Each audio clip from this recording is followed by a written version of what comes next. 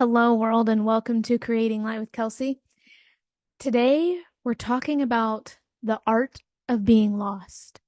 Because if you have followed me on Instagram, I haven't been too active on the podcast the last year and a half. Um, you'll realize that I've been on a journey of figuring some shit out, of really deconstructing my identity of who I show up as a human, but really as a practitioner, and kind of peeling all of these like labels and identities away. And like, who am I without that? And who am I without the rigidness of it? And how do I want to show up and work with people? And well, when you go through that, you are in a period of quote unquote feeling lost or being lost. And it's just that phase to accept and learn from. But more often than not, because ask me how I know, when you're in that, it is a lot of unknownness. But with the deconstructing, you're just like, what? I don't know. And you're trying to like grasp and clean and cling to something or figure something out or have an answer when you are meant to be lost. And it, what I didn't really realize that like being lost or feeling lost is okay. And it's actually a very important part to your healing journey and spiritual evolution. And that's what I would like to talk about today. To kick it off, I'm going to read, which inspired the title of this episode, going to read a passage from a book. And this section is called The Art of Being Lost. But the book is titled Soulcraft: Crossing into the Mysteries of Nature and Psyche by Bill Poltkin. And what's not a coincidence about this book, this lovely thing here, is an old mentor of mine gave it to me. She was my professor for multiple classes, and then I chose her to be my supervisor and mentor when I graduated as well. So she was in my life for like about 5 years or something. And near the end of our time together, she gave me this book. It's her copy. And part of this copy went towards her own research in art therapy, because she published a thesis as well and did a heuristic study. And I did a heuristic study, which is the study of the self. That's what the word heuristic means.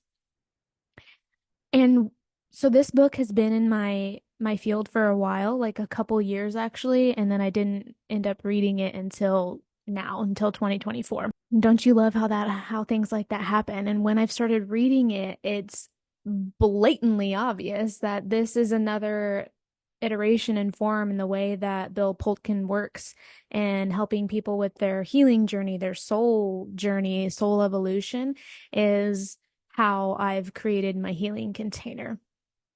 And then the fact that my mentor had it, and then she physically handed me her personal copy of it and was like, here, this is for you. You need to read it. And then I resisted. And then when I read it, I'm like, oh, this is also my healing container. And I'm just continuously presented with other people who have also chosen this type of work and this type of deep soul work. And it talks about underworld journeys and ways to go there um, to liberate the soul. And I'm like, that's my life's mission. That's literally what I fucking came here to do.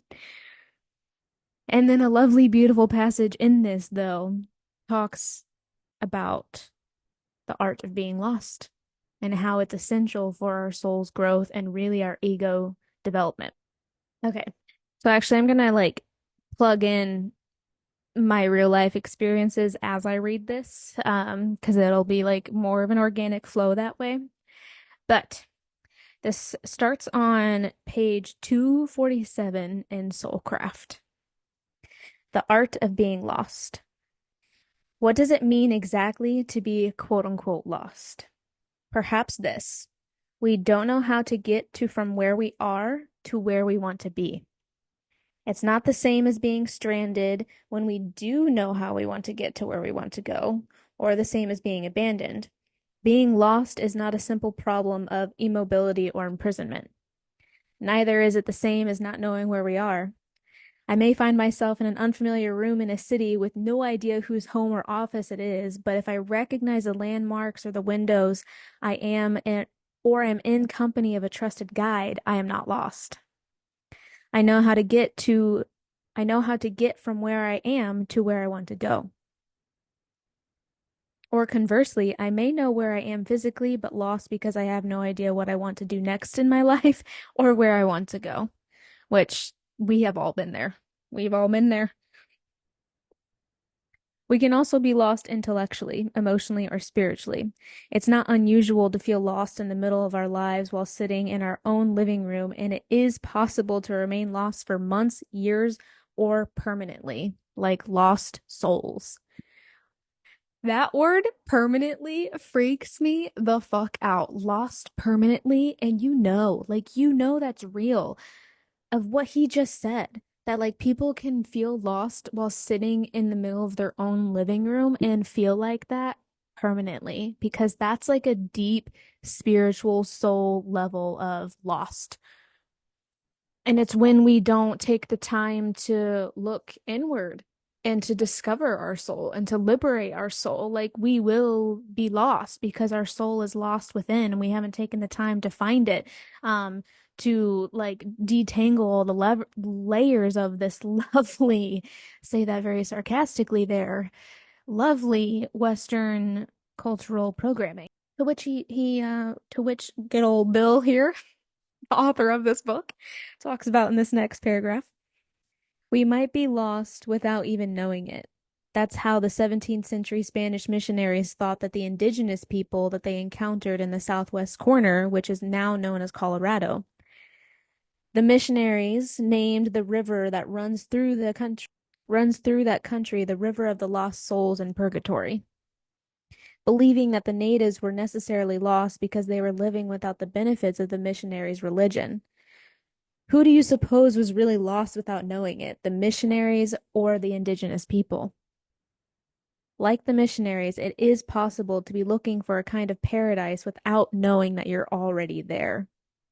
That is one way to be lost. And that is how a lot of us are still lost today because we're still living in the aftermath and within colonization. And that's what he just talked about is that the missionaries, the colonizers came to this land trying to help the natives, thinking that they were lost when they actually, like what he just mentioned, it is possible to be looking for some kind of paradise without knowing that you're already there.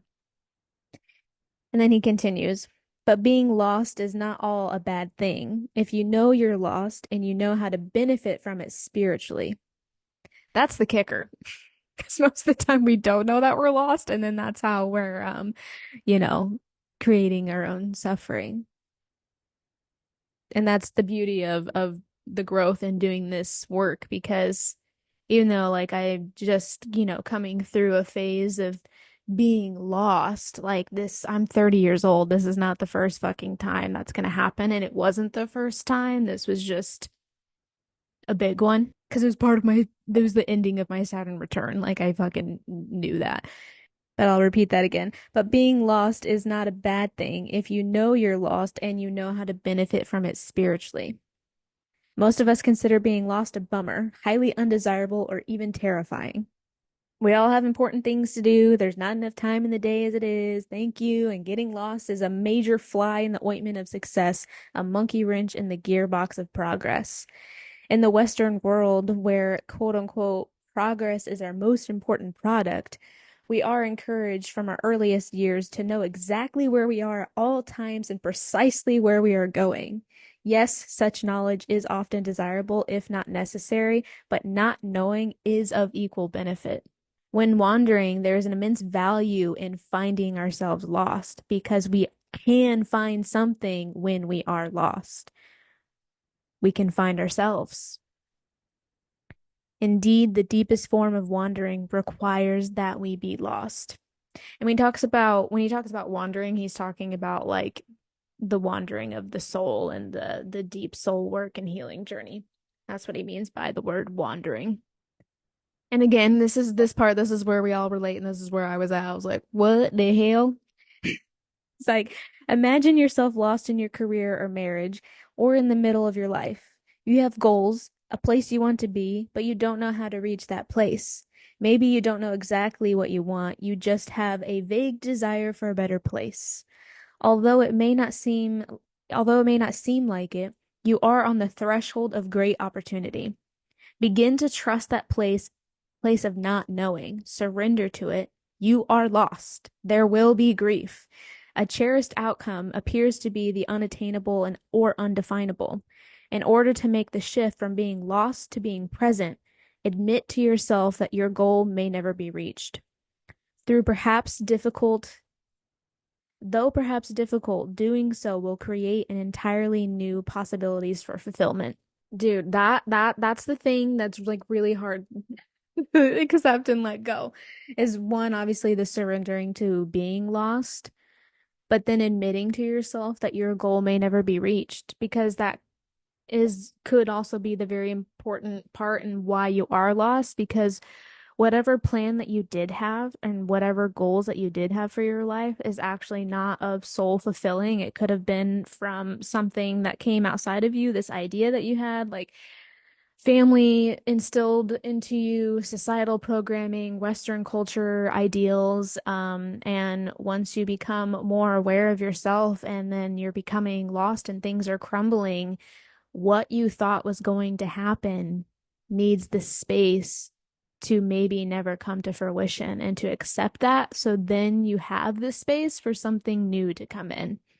But that's what is often the most terrifying is being in such utter state of unknownness. And because what when that is gone, that's legit when you're lost and you're like, I don't know where the fuck to go and I don't know what to do now.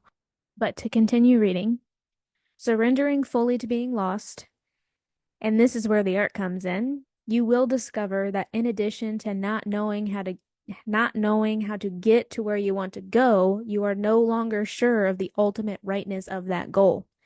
By trusting your unknowing, your old standards of progress dissolve and you become eligible to be chosen by new, larger standards, those that come not from your mind or your old story or other people, but from the depths of your soul. You become attentive and utterly to an utterly new guidance system. But you have to let go in order for that to even be presented to you. The art of being lost is not a matter of merely getting lost, but rather being lost and enthusiastically surrendering to the unlimited potential of it. In fact, using it to your advantage. The shift from being lost to being found in a new, unpredictable way is a gradual and indirect one. The way to encourage that shift is to first accept that you don't know how to get to the place you want to be, and then opening fully to the place that you are until the old goals fall away and you discover more soulful goals emerging. Then you are no longer lost, but you have benefited immensely from having been so. This kind of being lost and then found is one form of an ego death and rebirth, and one from entering the tomb womb of the cocoon. Being lost and then found in this way ushers you to a more fully into the now. We are often so busy trying to get to an imagined future that we lost to the present moment. We've lost the self, the soul that lives and breathes only in the here and now. So that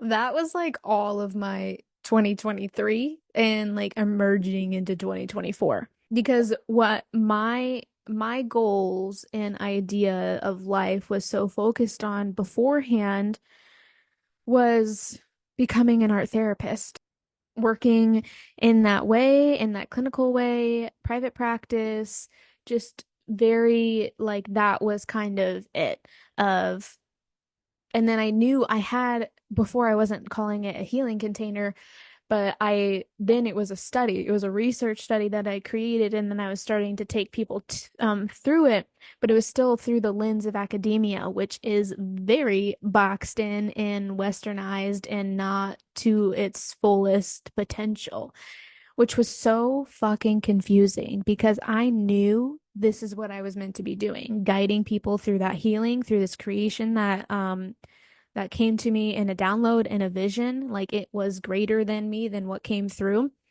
And then also to still be using art in this way, in this very deep healing way. but how I grew up and was ushered into the realm of academia, that's like very one lane, and through just the lens of psychology is one lane, and still you, no matter how you swing it, if you're only ever going to be in the psychology and therapy lane, that's still mainly mind based. And that's where I was hitting my head against the fucking wall, because I knew the work that I'm doing is goes beyond just the mind. Like, yes, we still need the mind, and it's all encompassing of this human journey, but like what I was doing was beyond that. And then that's where I was like breaking through my own walls of like, there's more here. I just don't know what the fuck to do. And then somatic activated healing came into my field, and breaking down that system of like, here's another thing, like remember dance. Like remember dance was been here since the beginning of time to help people heal and to release what is stuck within them, and to celebrate and to grieve and to be in communion with one another. Like that's been here since the beginning of time. And you've been doing it since you were a kid. Like you would just be in your room dancing. Like no matter what, just freely, or making up little routines like that. This is something that you've actively used for yourself in your own healing journey, but especially when you were doing your own embodiment work and healing from trauma.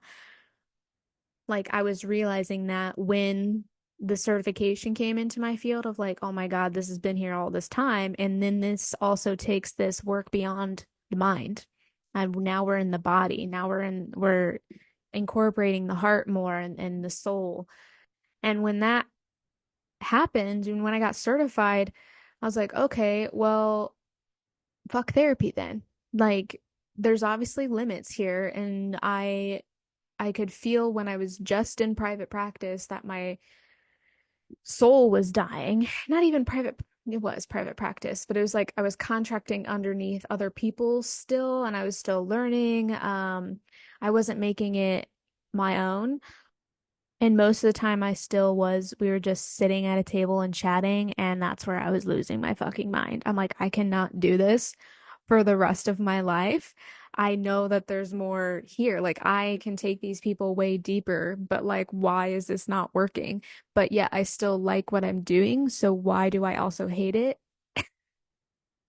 And it's like what Bill Polkin was talking about here in The Art of Being Lost, when he says, by trusting your unknowing, your old standards of progress dissolve and you become eligible to be chosen by newer, larger standards, those that come not from your own mind and your old story or other people, but from the depths of your soul.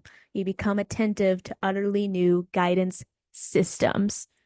And that's what was crumbling for me. The academic system of how I was taught and how to guide and help people was crumbling within my being, because my soul was like, you're right. We do go beyond this. Like, this is still important, but if we only clung to this structure, yeah, we're going to be unhappy in some ways, because we're not doing our own soul's work.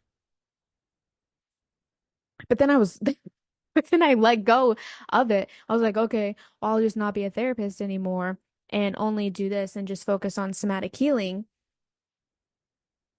And yeah, then didn't know what the fuck to do with my life. So I left my job and left the ways that I was helping people. I was letting go of my caseload because I didn't know how to help people without being a therapist, and I needed like time and space to figure out what this looked like and how to be with myself in new ways, but then how to be with other people in their depths in new ways instead of just the structure of therapy. So all of 2023, I was just doing random ass jobs, but also barely working in a way, compared to what I was doing. There was just a lot of time to be, which I'm grateful for, but I felt so lost. And I was not very patient in that period. I was like wanting to know what was next and wanting to figure out and like wanting to have something new established because I just thought it was a swift thing of like, okay, well when I let go of this identity, I'll just pick up this identity and we'll like keep rolling like life is normal and we just like, just simply like boop, plug it in. No, not that simple because of letting go of an identity because being an art therapist, that was something that I was working towards for like 10 years because I graduated or I entered my undergrad program in 2012 and then it was 2023 when I was like, okay, never mind, I'm not going to be a therapist anymore. And I was also like this close to finishing my hours and to be fully credentialed. And so that was the thing too that everyone was like, you're fucking crazy to not finish that when you're so close. Like, what are you doing? And I'm like, I don't know. I don't know what I'm doing. I'm figuring it out. I am apparently a little lost, and I need time to be with my soul and what else is here to be presented to me because I know what I'm doing now and how I'm working with people. There's something that's asking more of me. So I have to let this go. That's all I knew. Like I had to let it go and be okay with that. Be okay with losing it all. Like building up something for 10 years to then just be like, yeah, I'm okay with no longer having that in my life, which there's so much power in that of being willing to let it all crumble, to let it all die and trust the process of that something else is going to be here because that's the natural cycle of life. And a lot of people don't have the courage to do that. They will cling to that story of like, oh well, I'm almost done. I'll just like keep this going and never give themselves the space to be lost, to explore, to be in the unknown, to have a chance of something different to come into play.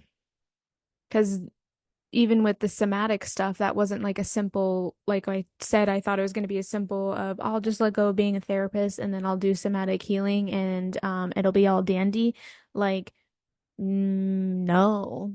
Universe was like, you're going to exist in this for a bit. We're not going to give you any new clients. So have fun figuring that out and how to live and good luck. And you're doing great, sweetie. That's how that felt. But then it wasn't until like the fall or entering the fall of that year of 2023 where it really came into me of holy shit, what I've made, not the fall, it was a little before. Like the idea was happening within 2023, and then it wasn't until the fall of 2023 when I was like, okay, I'm choosing this and I get it. And this is what's being asked of my soul was my turning like my healing turning it from a study to a healing container and understanding that. And like that is a way bigger mission. And that's what was asking of it. It's like fully deconstruct this from the world of academia and turn it into to your healing container, your 8-month healing container, ascend the underworld within. That's what this needs to be. And I never would have done that if I just clung to the field of psychology because that is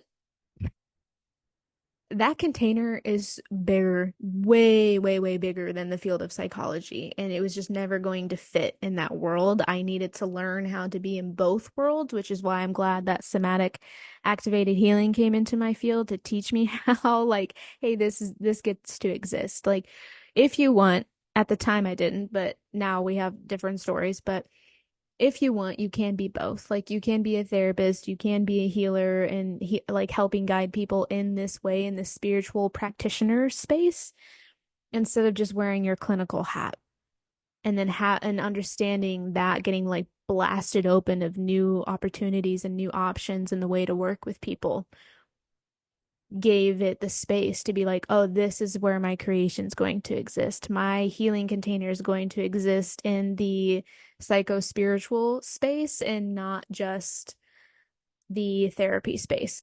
And also, just because I have that knowing now doesn't mean that it just automatically happens.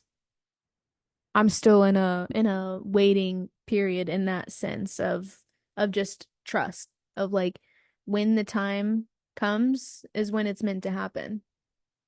As far as people entering the container, me hosting it in a group, and it being in that full evolution. But anyway, let's keep reading.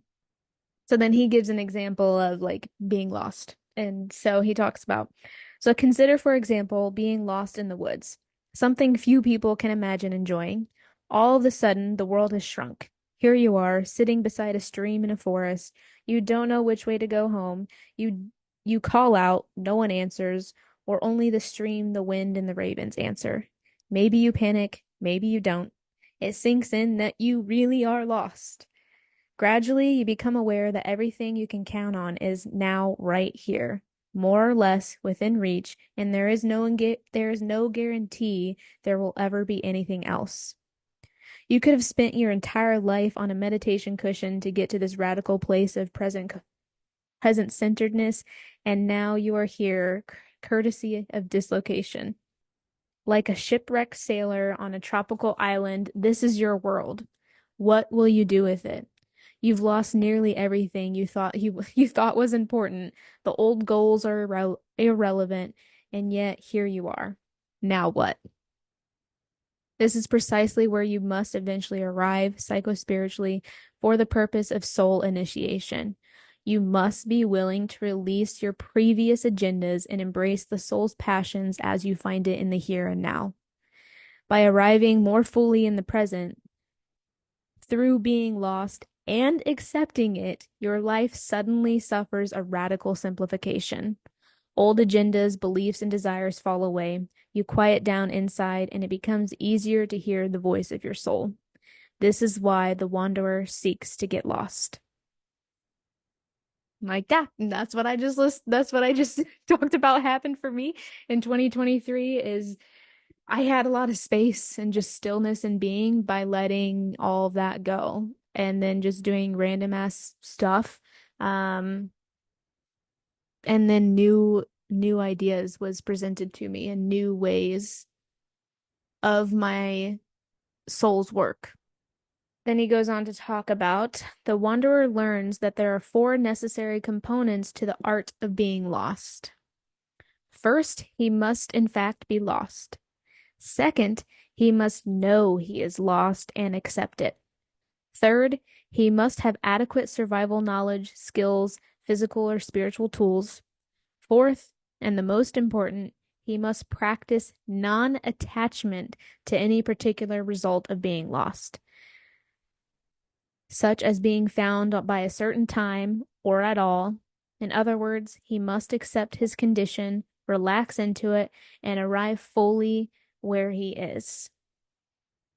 Whether he is physically, emotionally, soulfully, or spiritually lost, getting to know the experience of lost is the most intimate, in the most intimate terms, is his only way out. Non-attachment, or what is also known as the art of detachment. That's key. That's key as everything is crumbling away and then you're exploring new ideas. A lot of them aren't going to stick. And so just you're in a phase of non-attachment and grief and stumbling. That's part of it and let that be okay. And the non-attachment part was really coming in before the art of being lost, and then it continued but with the art of being lost. So I would say that that's like a through and through, like the non-attachment kind of visits you beforehand before you're like, shit, I'm lost, what now? Because you're gonna be asked to let go of things. And that's what I was feeling when I was working as a therapist. I was like, um, well, one, life was serving me discomfort and unalignment in my outer reality because that's how it works. Of if we're not paying attention on the inside, then it will show us on the outside. And my current job, like shit was hitting the fan. And So I was given the opportunity to speak up and try to make things right and call things out, but then the owner of the practice wasn't going to make changes, to make the necessary changes, and so I chose to leave, and that was the start of it. Because by me leaving, I then lost half of my caseload because I was in a position to where I couldn't take insurance anymore. And so that already started. Like things already started to crumble and the art of being lost was already starting to creep in, and that was in the middle of 2022. Is when I left and then lost half my caseload, and then it just kept crumbling and I just wasn't listening. I wasn't doing anything different. I was like, we're just still gonna be here. We're just gonna build our own thing and da da da. And then by the end of 2022, I was like, shit, I now I'm starting to feel lost. Like, I don't know what I'm supposed to do. I know I love holding this space. I love working with people in such a deep way. I love, like, it's such an honor and privilege to be with them in their darkness and their trauma and to be a guide and a support system. And so, why am I also feeling this way? If, like, I know I love doing that, but then why do I feel my soul dying while I'm here trying to fucking do that and be of service in that way? And then that's when the somatic movement came into my field, and I got more clarity in that sense and understanding the heavy programming and indoctrination that is psychology and how a lot of it has been, all of it, was stolen from indigenous teachings and practices and then just co-opted and like really just of like really diluted to just be of the mind when it was never meant to be just that. And then with that realization, with somatic movement coming into my, with somatic movement training, I'm like, oh my God, like this makes sense as to why my soul was become feeling not like fully aligned with it in the way that I was just practicing because I only knew what I knew. But even after all that, and all of the detachment, all of the letting go and being lost and being in the unknown, all of life uncertain, um, then new ways of showing up being presented to me. Because also, if you've listened, you know that I did try to launch the healing container as that and take a group through it at the beginning of 2024 and no one signed up. So riddle me that. Universe got jokes. So again, I felt lost again after that. Like, okay, well, what the fuck? I let go of being a therapist. I let go of trying to just build a business. Not like I started it and let go. I realized I was like, oh, that's an idea that's not really working out. Um, I'm just trying to be this somatic activated healer. And then I'm like, okay, let's just choose it full force, commitment, launching the healing container, which is the combination of expressive art, somatic movement, journaling, and dream work. Like that is my passion, all grouped into one healing container. Um, then that didn't work. And I'm like, okay, listen, you told me. You told me to do this, and I did it, and I've let go of everything. What the fuck? What the fuck? Just what the fuck? What do you want me to do? Because I keep listening and doing it, and now like I'm lost all over again. So now, because that was the beginning of 2024, and now we're about to enter August of 2024. Now, more clarity has landed. So it's just a reminder of you were still lost. You were meant to be. Trust the process, be in it, lean into it, try things. Don't be attached to any of it because obviously some of the stuff doesn't stick, or it's just not time yet. And you're supposed to learn along the way. And so now what's just peachy is I've come back to the field of therapy.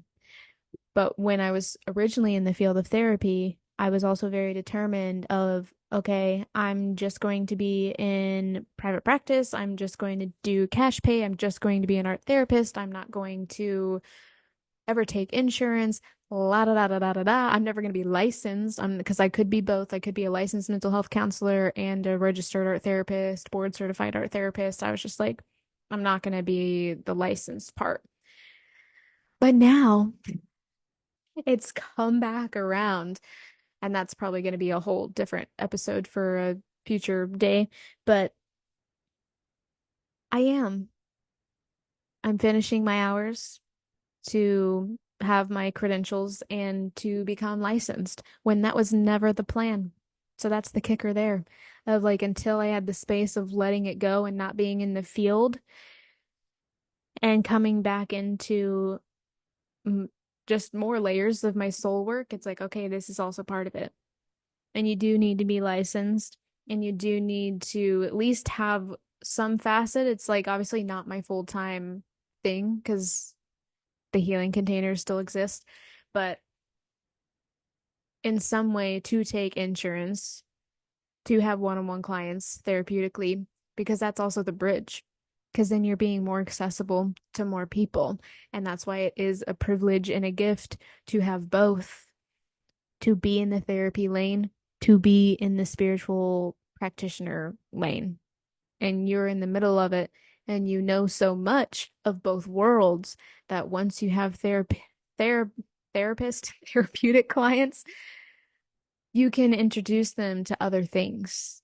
And also by you having your own business and it's your own private practice, you get to do what you want in that sense. And then the healing container is like the next level shit. It's like really like the graduated therapy clients, and people really on the soul journey and soul liberation. Like it makes sense now. And that feels very full for me. That feels very whole of like, okay, yeah, we have all this experience that we get to help people in multiple ways and multiple facets of life. And we're interweaving within the Western world because like we can't fucking escape it. And that's kind of what that's what I was trying to do. Yeah, I think we've all been there of trying to escape the Western world in 3D, and it's like, babe, you're literally in it. I don't know what you're trying to do, but like learn how to be in it and it's still possible to live a full life. But like this level of clarity and new ways, deeper ways, more profound, complete ways for me and my own soul and spirit wouldn't have been presented to me if I wasn't okay letting it all go and being lost, quote unquote, lost for a little bit, which is what Bill Polkin puts here so beautifully, is we must accept this condition, relax into it, and arrive fully where we are, whether it be physically, emotionally, soulfully, or spiritually lost. Getting to know the experience of lost in the most intimate terms is the only true way out. So if you're feeling lost or you've been on the path of like realizing you're lost, but then you're trying new things and nothing is sticking yet, you know, I feel you. I see you. I understand. And with the frustration of it all, the lovely yet still can be annoying reminder is that everything is temporary, that it's a phase and it's a necessary phase. And when we lean into it, we find the beauty in it, we find the richness in it, and we can actually pull the wisdom that it's trying to give us in every single phase. And then you use that for your leverage in the next phase.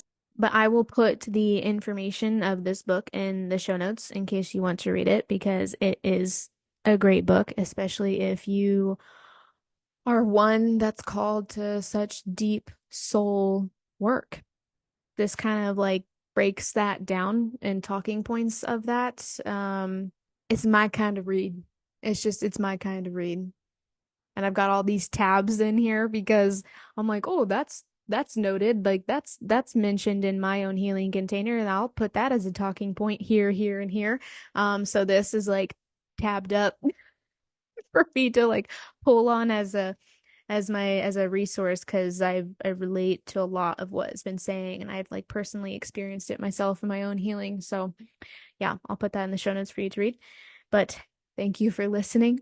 And remember, when we see the light in ourselves, we create light in others.